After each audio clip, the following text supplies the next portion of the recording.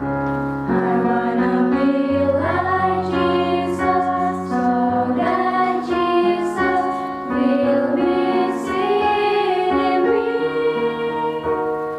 Father, help me be like Jesus.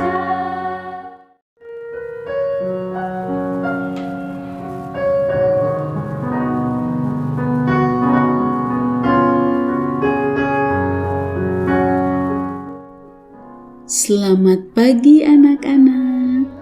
Puji Tuhan, berjumpa kembali di hari ini. Tetap sehat dan bersemangat di hari yang baru ini. Sebelum memulai aktivitas hari ini, mari kita mengikuti renungan firman Tuhan pada pagi hari ini yang diambil dari buku Yesus adalah teman terbaik dan setia yang ditulis oleh Pendeta Marolop Sagala. Judul renungan firman Tuhan pada pagi hari ini adalah Orang Kaya dan Unta. Sebelum kita lanjutkan, mari kita awali dengan doa.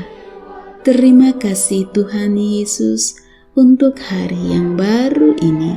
Sekarang kami siap untuk mendengar firman-Mu. Kiranya Roh Kudus-Mu hadir bersama kami. Terima kasih Tuhan Yesus. Amin. Ayat renungan firman Tuhan pada pagi hari ini diambil dari kitab Matius pasal 19 ayat 23. Yesus berkata kepada murid-muridnya, "Aku berkata kepadamu, sesungguhnya sukar sekali bagi seorang kaya untuk masuk ke dalam kerajaan surga."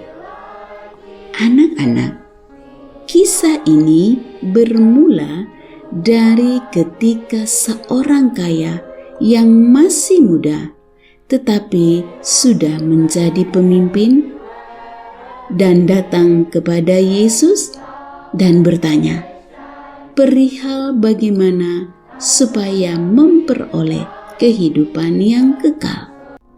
Kemudian Yesus menjawab, "Turutilah segala perintah-perintah Allah." Matius 19 ayat 17. Lebih lanjut, Yesus menyebutkan satu persatu bagian kedua dari 10 perintah Allah. Itulah yang harus dituruti supaya memperoleh kehidupan yang kekal. Namun, di akhir pernyataan perintah-perintah itu, Yesus menyimpulkan dengan berkata, "Kasihilah sesamamu manusia seperti dirimu sendiri." Perintah-perintah Allah disebutkan oleh Yesus seperti jangan membunuh, jangan berzina, jangan mencuri, jangan menjadi saksi dusta, dan hormatilah ayahmu dan ibumu. Lalu orang muda yang kaya itu menjawab, "Semuanya itu telah kuturuti, apalagi yang masih kurang?" Orang muda itu merasa bahwa ia sudah menuruti segala perintah Allah. Lalu dia bahkan bertanya, "Apalagi yang kurang?" Pertanyaan itu menunjukkan bahwa dia masih ingin tahu apa lagi yang harus dia perbuat supaya memperoleh kehidupan yang kekal. Ketika Yesus mendengar jawaban dan pertanyaan orang muda yang kaya itu, Yesus memandang dia dan menaruh kasihan kepadanya, lalu berkata kepadanya, "Hanya satu lagi kekuranganmu.